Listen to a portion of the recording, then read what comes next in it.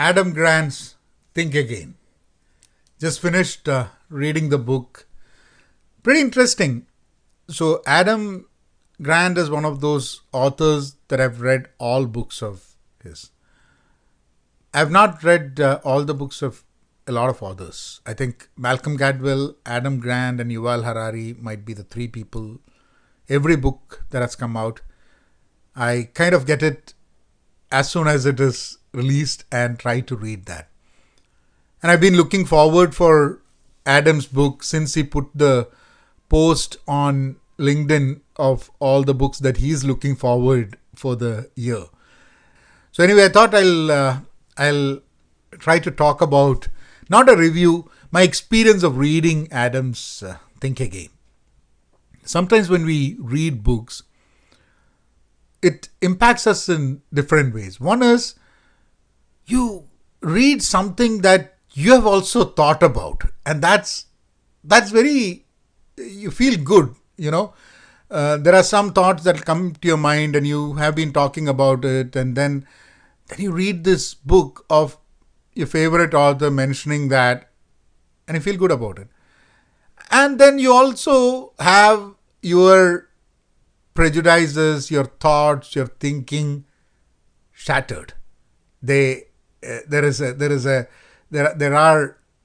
are things in a book that make you rethink how you have been thinking things. And I think I had both of those when I read this book. And I've had both of those when I read most of Adam's books. And one of the things that really resonated with what I was thinking is about, it comes towards the last chapter where he talks about multiple careers, about asking kids not to ask kids what they want to be when they grow up, and the fact that it's not just one career, you can have multiple careers. And I keep talking to people about multiple careers because that's very important, because we don't know what we want to do, and we figure out what we want to do, and we figure out we can do a lot of things, and everything that we consider as a career need not probably be a revenue, be a mode of revenue for us. So I think that was something that was interesting, because I had that same kind of thought, and I saw that Adam also came up into that chapter towards the end about escaping the tunnel vision.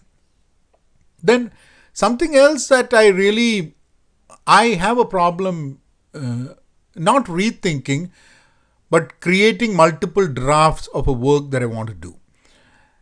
And I am still trying to figure out if that's a problem with the way I'm wired, that I wrote a novel in 2010 as part of the NaNoWriMo, National Novel Writing Month. And the interesting thing is, after 2010, I never tried to rework on it or write a second draft or a third draft and try to publish it. It's still there. I tried to do a self-publish, in the sense the first draft, got a printed copy of that so that I could take a look at it. I've not even read it. And that's when I'm thinking, for writers, how many times do you have to rethink and write multiple drafts before you get with the final copy? And maybe that's why I'm not a publisher or a writer, and I make videos and podcasts, and I do this without any edits, spontaneously. I read the book and I'm just sharing with you what I feel about the book, and this is how I would talk to any other person. And I think it has to probably do that. I don't have the patience to go through it. I don't have the discipline to go through it. And maybe I am too much hooked on to the instant gratification that comes with social media and creating content and ensuring that is available. Maybe it's the lack of time, because I create content on a daily basis apart from my full-time job in the technology industry. So, and I think that might have to do with with the way I'm wired.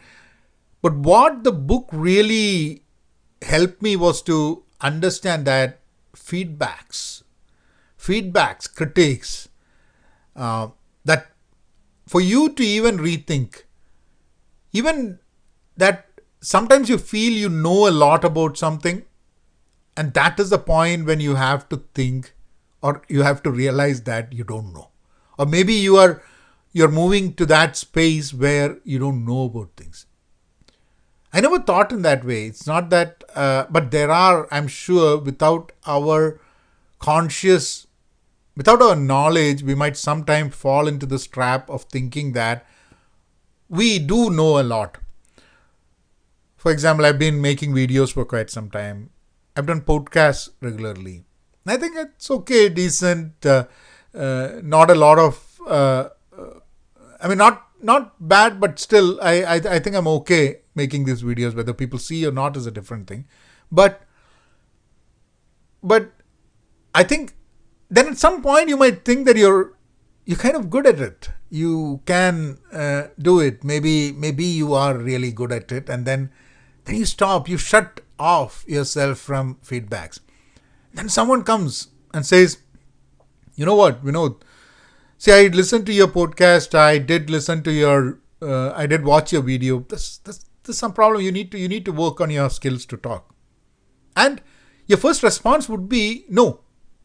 Or rather, I've been doing it for so long. I've got hundreds of people watching it, or thousands of people watching it, depending on which videos or which podcast. And why should I be changing? Now that's something. When I read the book, the importance of for us to ask for feedback, seek for feedback, and get the feedback, and take that feedback, and make that as one of the tools for us to get better.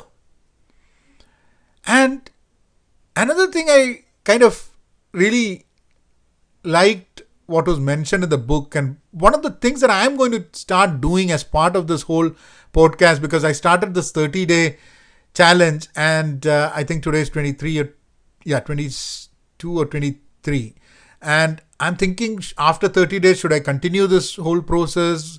I used to start with podcast, and now I record it as a video, put it on my YouTube channel, and put it on my podcast, the Penpositive podcast. So I'm thinking, what should I do?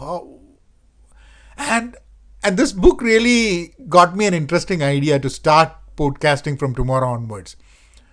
There's so many words in English that we use regularly. And my first language is not English. I was born and brought up in India, but I've been in the US for 20 years. But even then, there are words like, say, transparency, health, quality, and many such words, content creation, content, or what do we make sense of these words? What do these words really mean? Okay, you know what transparency means, you know what health means, but today when you speak, I'm going to be 50 this year, and when I talk about health, am I going to have the same idea of health if I were thinking about it when I was 25, 26? And what comes to my mind? What fears comes to my mind? What wrong or less factual information comes to my mind? What beliefs and what prejudices comes to my mind? I want to explore that. I want to explore one word every day. Tomorrow I'll start with health. And this is what is interesting reading Adam's book. I always felt bad. I was a giver till I read Giver and Taker. And then in this book, I think before I read the book, I did listen to Adam and Malcolm talk about the book. And I think Malcolm was asking Adam, why, you didn't, I don't remember what the exact thing was, but he said, but this is not what you mentioned in your earlier book. And then Adam said, I rethink, and I kind of changed my opinion, or I started learning more things. And maybe that is why at the end of the book, at the conclusion, it's quite different from the conclusions that you have in other books. And he says the book is not ending. It is not finishing, because you cannot say that your rethinking is over, right? Your book about rethinking can never be complete. You might rethink about the same book, you might rethink about every single idea that's put over there. So unless you rethink and you don't close the book or finish the book or put a full stop, you will still have something else to think about and write about. And that's how everything should evolve.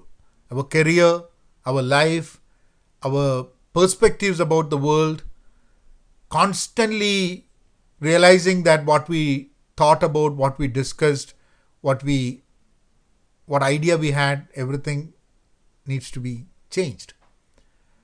So thanks, Adam. Thanks for Think Again, and it's a wonderful book. You guys should go ahead and read it. Get the book, read, and think again. Be content. Be pen positive. Thank you.